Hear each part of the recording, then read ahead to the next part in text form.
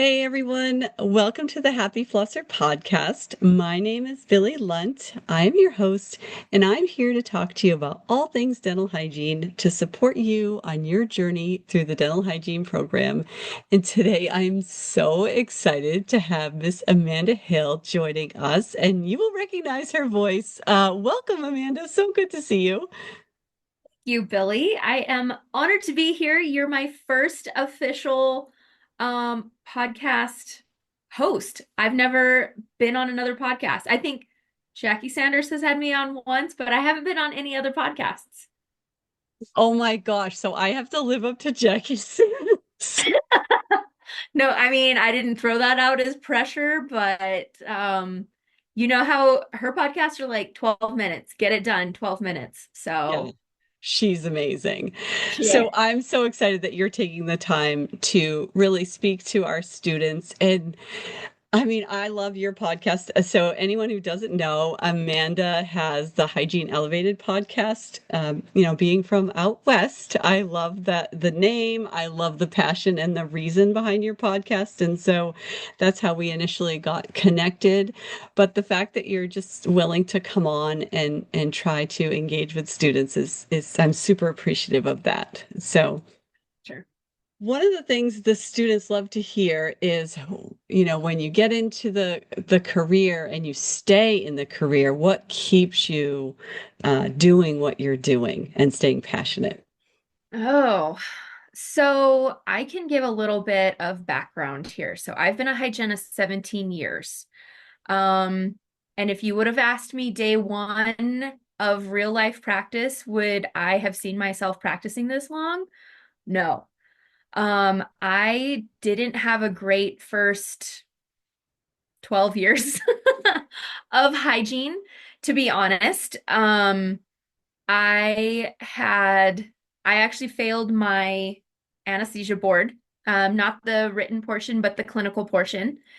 But I actually wound up working with that clinical interviewer later on, and I questioned that I actually failed my exam. Um, she was a very manipulative person. I had multiple flat tires. She had the board. She actually tried to have a patient call the board on me for a 4 millimeter pocket that turned into a 5 millimeter pocket that I didn't SRP.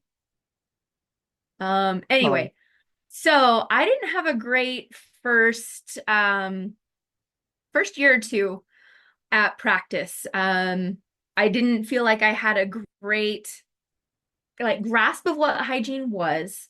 And then going into this kind of a very unhealthy, very toxic office life was not a great intro to the field. So how did I keep my passion? To be yeah. perfectly honest, my first years, it was I have to pay bills. And this is a good field, to be perfectly honest. I did kind of job, I don't say job swing. I went from job to job, just wherever was more convenient. If I wasn't happy, it was like, well, I'll just move jobs. Um, and I didn't really ever feel fulfilled. I enjoyed people, but I was always very timid. I never felt like I had a really good command again of what it meant to be a dental hygienist. I don't think I really took pride in what it meant to be a hygienist. And I think that definitely reflected in my work, in my relationships with my coworkers until I started working at one office that actually invested in me. And that kind of started to really change things for me. Um, and this office, technically, I still work there, even though they're back in New Mexico and I live in Utah now. They kind of just took me in and bought me my first pair of loops. And really, the bar was raised much, much higher at this office, and expectations were very high, but they were willing to invest in you to reach those expectations. And that wasn't something that I had experienced, unfortunately, in any office that I had worked at up until that point. Um, sorry, did you need to jump in and ask something else? Because I know No, I'm no, kind of no. talking.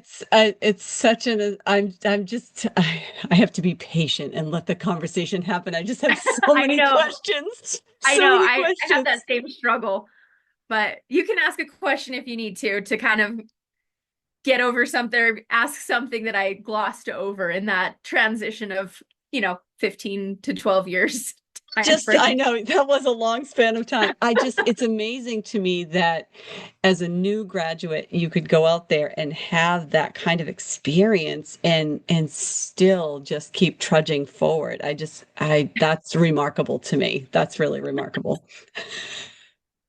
I guess, I mean, I think I did have a lot going on it personal life. My parents divorced kind of shortly after I graduated from college. I think they kind of stayed together.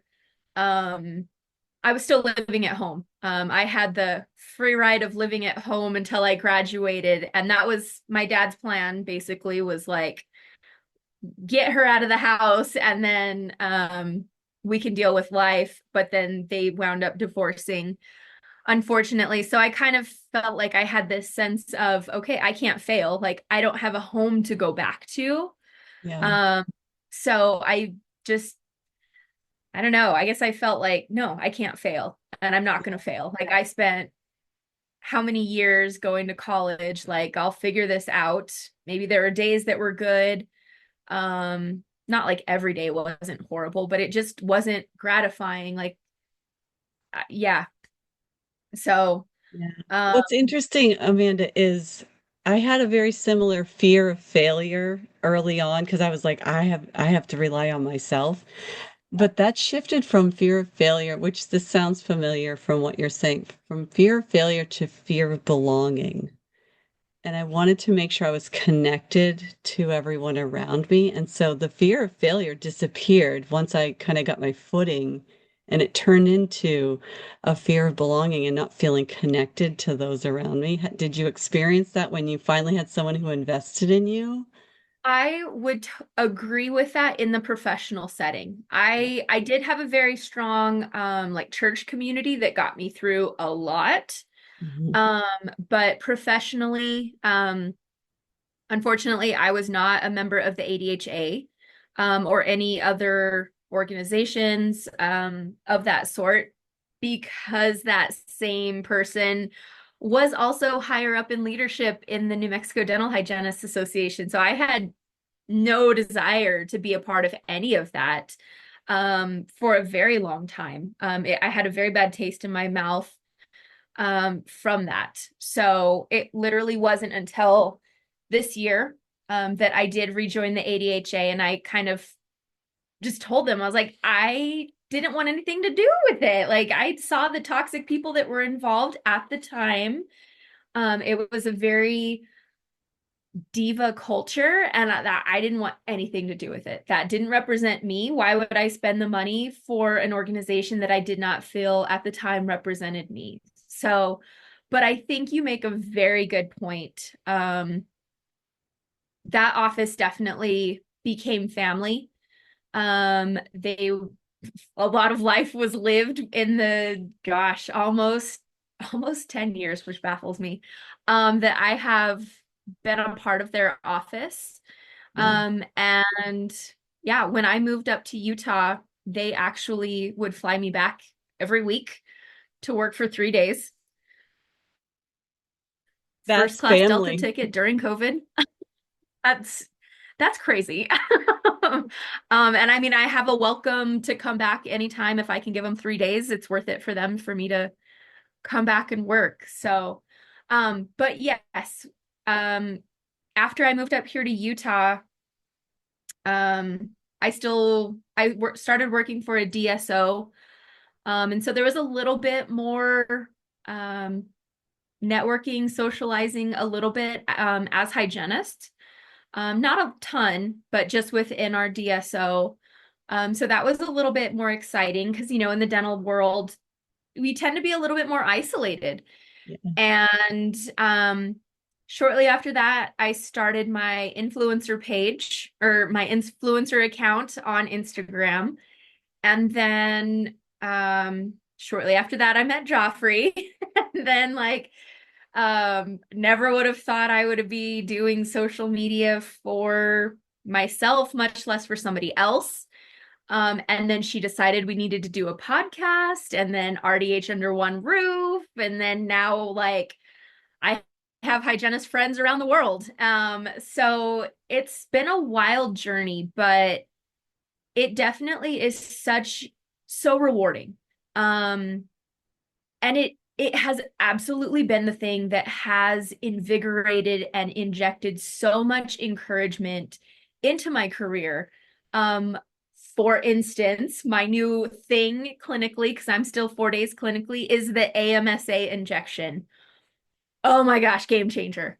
Game changer, especially when I had today two SRPs. One, she got scheduled incorrectly and she needed to be an SRP. So much time saved with an AMSA injection. 3 injections and you get the half mouth numb. Yes. So, I mean, I enjoy that. But yeah, getting to work with brands, getting to do other things. I'm a professional educator now for Risewell and Guru Nanda. I'm hopefully going to start speaking. Well, I am going to start speaking this year, in a couple weeks. And yeah, so gosh, it is so exciting to be able to talk about all the things that I get to do that I never thought I would get to do. Me from month one out of hygiene school versus me 17 years in now. I'm far more excited about being a hygienist now than I was as a new grad. So, yeah. You have unlocked the secret to really fulfillment and really maximizing who you are, your potential, right? Because you've pushed yourself outside the operatory, you've challenged your own limiting beliefs, right? You've reinvented yourself and said, well, let me try that and see how that works. And you've kind of grown forward. And I just love that when I see you. And the other thing is, you're so quick to support other people, which I just love. That's like the hygienist in you. Like the hygienist in you see a patient, and I just know, and I never have had you as a clinician, but I know that you're saying, okay, what's one good thing that I can see from the last time I saw you? And then we'll move forward and see what else we need to work on. And I just know that about you without even having you as a clinician. So for students who are maybe getting ready to graduate or they're in their last semesters and they're probably feeling burnt out from school, you're just a great example of sometimes you just got to trudge through the mud a little bit and then figure out where you're going and then try new things. And I love that about your story. I think, gosh, there's so much more support now than there was back then. And I think I felt so embarrassed to ask for help afterwards. Like somehow after 2.5 years of school, I was now the expert in everything. No. And so I don't know if it was imposter syndrome necessarily, but it was just like, I don't know what I'm doing. I have Yeah. no idea what I'm doing. And so I never felt confident in what I was doing because I didn't have a great first office to really kind of settle into and what is normal and learning that nothing is normal. Every office is different and just their culture is different. How they treat things and how they approach things is going to be so different. So, did I do it wrong? I don't know. I gained a lot of experience that a lot of people that have stayed in one office. Like I have classmates that have stayed in the same office since we graduated, which Yeah. sounds crazy to me. I'm like, good for you, but that sounds crazy to me. I couldn't imagine being in one office that long, but I'm sure those Yeah. patients probably appreciate it. I'm sure. Well, the way I look at it, in every experience, nothing is ever wasted. Exactly. Everything you do, there's something, even if it's a bad experience, it's obviously something that you needed to go through and grow through to become who you are, Yeah. you No, know? definitely. And so it's hard for me to look at you and picture that young hygienist who maybe wasn't as confident because when I see you, you just beam dental hygiene. Like you're the poster child of Aw. dental hygiene and all things supportive, which is so great about you, Amanda. I thank you, Billy. I appreciate that. I mean, yeah, looking back, it's like, good night. Yeah, I did go through a lot, but I did learn a lot. And clearly I needed to learn a lot, Yeah. to be where I'm at today and to not treat others the way that I've been treated. To see those good things and those bad things and the things that work and are great and how to deal with situations that weren't ideal, when to say okay.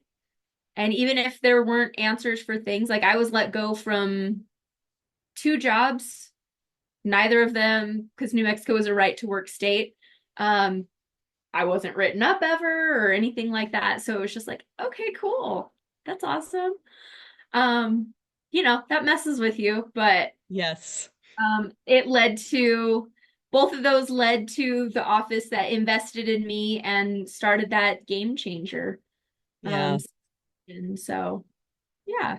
And you said something to me at I think it was Under One Roof and it was get comfortable being uncomfortable. You and Joffrey, you kind of live by that motto. And what I love about that statement is, saying yes to things that maybe just make stretch you right outside your comfort zone. It's not really about setting those goals. It's about who you become in the process of reaching those goals. And that's really the whole point of all of it.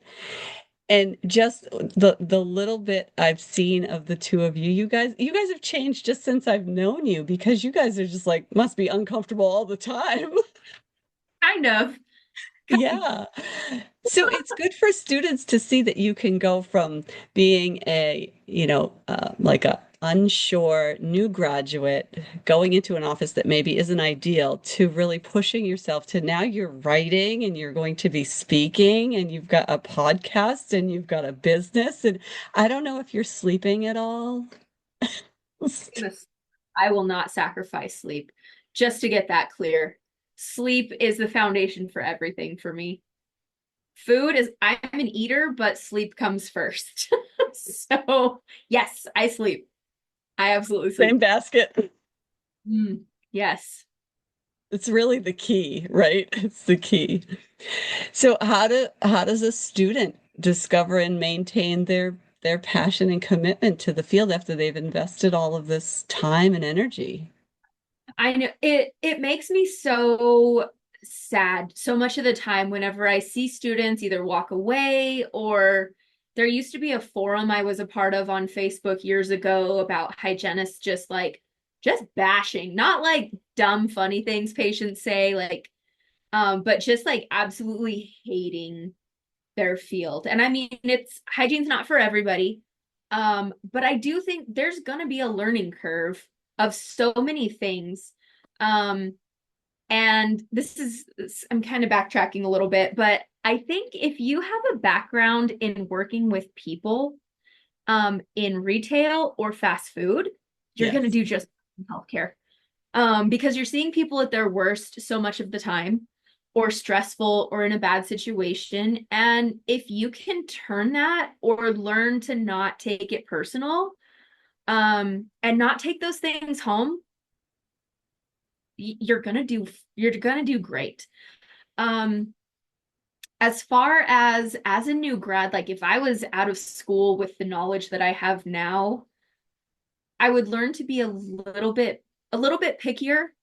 Um, but to be open to experiences because you're not going to know what your thing is, right? Like what interests you. You're not going to know all the materials. You're not going to know what instrument you absolutely love. I think I knew right away that I hated Gracie's in school. I've been a universal person for so long. Do I have Gracie's? Yes. Do I use them all the time? No. Are they in my SRP kit? Yes. So give yourself time. If you hate it, give yourself time to learn, okay, what is it that you hate? Is it the monotony? Is it everything? Is it doing anesthesia? Do you really love perio? Do you love public health? Like, give it time and maybe don't be afraid to either temp around or work in a different practice setting. Honestly, Billy, having the podcast and getting to hear how different hygienists are practicing, the different things they're doing, different technologies that different offices have in practice is the coolest part of having our podcast because it's so encouraging to me now, things to aspire to. I wish I had this. I wish I was doing salivary testing. I wish I had a microscope. I wish I had an endoscope. I wish I had all the things. Yeah. So giving yourself that grace to suck at what you're doing, give yourself like time to hate it. It's okay. Explore all your emotions. Um, but don't give up. Yeah. Um, but don't get abused either. And Mm. I think there's a lot of shift and change that has happened since COVID in the dental world. Do old school offices still exist? Yes, yes, they do. And when I say old school, I mean don't diagnose perio, no technology. Maybe they're still using the original phosphor plates or x-rays. I don't know. But there's, like you said, there's always experiences, there's always things to learn from. Um, be open to those experiences. So I don't know. It's the only way to really discover something that might spark a different trajectory for your future, right? Is to just be open. I think that's such great advice. And our students, I mean, all I wanted is for them to believe in themselves and see themselves the way I see them. Little spider, it's just, oh my gosh, hold on a second. We have a guest on the podcast that we did not invite. Did not invite him or her. I Or did her, not. yeah. It was like a little black spider, and oh my gosh, now I see it. It's not like I don't have my laptop, literally. Okay. All good, Amanda. Yeah, so I want students to hear that it's okay to have those challenges, face them, and not just leave the profession or give up, and just continue to try to ask what's possible in a different environment. Absolutely. And this is a free plug for Under One Roof because we're all Under One Roof sellouts, but I didn't know such a thing was possible. And I never even had the mindset of investing in yourself financially. Melissa Alt was on the podcast the other day and we kind of talked about this. But when Joffrey and I first went to Under One Roof, we did a red eye flight to Florida. We did it as cheap as we possibly could because both of us were just like, oh my gosh, this is so expensive.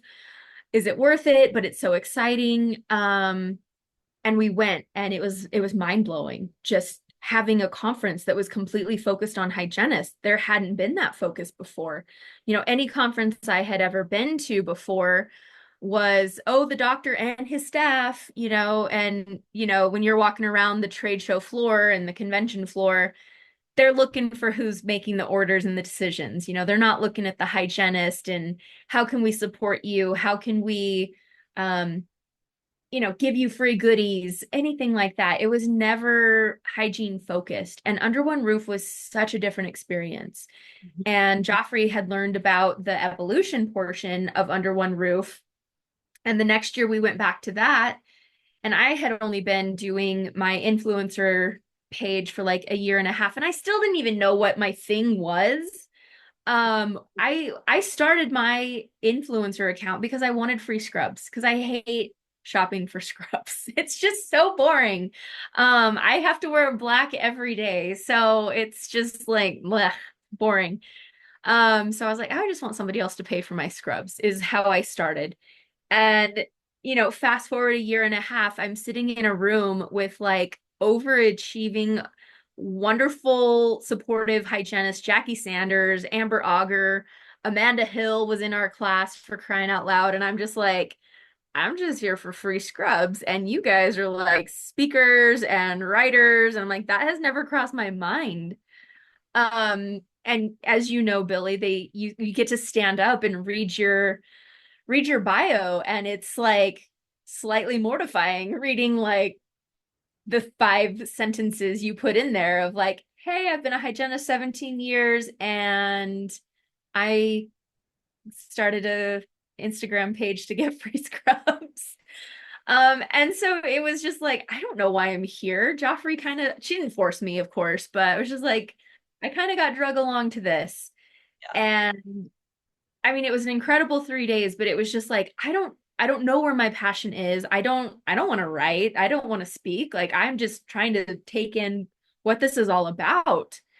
And yeah, fast forward a year, and I have written articles, and I have speaking engagements. We had a booth on the convention hall floor. I'm now a professional educator for Guru Nanda and Risewell, like just things I never thought possible. Um, but kind of going back to that, just getting the ball rolling, going to that convention, finding companies that fit what I was interested in, because I'm more interested in the holistic root cause approach to treatment and philosophy. And so Guru Nanda was that for me. And so I just was like, hey, I'll take samples. And we tried to get them on the podcast. And then being on the RCC team with Under One Roof, or the evolution class, opened doors that I didn't know were there. Yeah. So it just, one thing led to another. And do I enjoy writing? I'm not sure that I do. Um, but I loved the opportunity. I loved the doors that it opened. Um, it's kind of a thrill to get to see your stuff published in a magazine. Like, so it's kind Yes. of exciting. I don't know that I'll always do that, but I don't know. So Yeah. anyway, all that to say, finding my passion, like it was a journey. It's not the destination, it is the journey. Um, it's easier to steer a moving car than a parked car, as a very wise person told me when I was a college dropout after 1 week. So Well, and you have to park your car in the right parking lot. And I think Under One Roof is the right parking lot when you do park, because they get you moving again. yeah, you're not parked when you stay at Under One Roof. You're because there's too many things to do. So I found it to be such an amazing experience because, for some students, when they graduate, they don't necessarily get a mentor in an office that they go to. They might get a hygienist who just doesn't have the time for them, or maybe they're the only hygienist in that practice. And so the connections at Under One Roof, I don't know. I could sit at a table with 8 strangers, and within 10 minutes, we're all fast friends. So yeah, that's how I felt it Under One Roof. It was like, oh, these are my people. And to put yourself in the category of being a writer and seeing your article published in the magazine, because when as a hygienist, I always get excited when I get my RDH yeah, magazine. I'm reading it, so to like have an open eye moment of saying, "Oh my gosh, this is me. This is mine." And now I'm sharing my experiences and knowledge with all of my peeps in this profession. That's so amazing, Amanda. it's really cool. It is really cool. So, no, you put it beautifully, but yeah. And it's fun to see other people comment about it, whether positive or negative. Um, it's exciting. When Jackie Sanders sent out the email to the RCC team members and said, "Hey, if there's a brand you're interested in writing for, list it here." And I was like, I don't want to write. I don't want stuff out there. And we had a phone call, and she said something really profound. And she's like, writing is the hardest thing because you feel like you're putting your heart out there for other people to reject. She's Yeah. like, here's if they do. It's not for everybody. And she's like, what are they going to do? Turn the page? Yep. You Turn go. the, that's fine. You're So, so good at simplifying things that we make big in our heads. yeah. No, she is. She is so great. So great. So, did you recently publish an article that I've missed? So I had a series with Guru Nanda for the Chairside Impact. So I have two more coming out Okay. this year. I've lost track, to be perfectly honest, because there's such a discrepancy between when it's due and when it comes out. Yes. Well, I just turned in my last one in August, and I know that was for December. So for the next two cycles, the next two, I think it's two art or two magazines left for this year, right? I Uh, think so. yeah. I think so. So I I think I have two more coming out. I know the last one is on the toothbrushes. As you know, they're doing the Million Smile giveaways, and just really highlighting the story behind their toothbrushes. So I got to write about that. So That's fantastic, Amanda. So, where could students get a hold of you or connect with you if they'd like to know more about you? Instagram is the easiest place to get a hold of me. I just finally started a Facebook page. So whatever happens on Instagram will get filtered to that page, but Instagram is really where my community is. So I'm the Curvy Scaler. If you need to email me, thecurvyscaler@gmail.com. But I'm pretty much always on Instagram. Yes, you are. And you never know, there might be students out there who know that they want to be writers. And I think it's almost easier if you're not trying to reinvent the wheel and you can just reach out to someone who's done a few articles and say, okay, this is what you want to do first. Yes. Yeah. And the things to do, and this is what to do, and this is so Jackie Sanders doesn't send it back to you and say, "Hey, I need this many words. This is what I said. Do this right." Oh, I'm sorry. It was a Friday. I was burnt out from hygiene. Well, my first, no, my gosh, my first article, I had to turn it around within a week. So I was like, I have no idea what I'm doing. So I just like wrote it and sent it in. I think we went back and forth 6 times because I kept messing things up. And I was like, I'm so sorry. I just, Oh, that's your path to progress, Amanda. like life under fire is my life. So That's all right. Nobody else is watching except for you, so you're good. Well, it's been a pleasure having you. I really appreciate having you. And for students, please, we appreciate you tuning in, and we always enjoy having you as well. And if there's a topic that you'd like covered, you can always send me a message. Thanks for listening.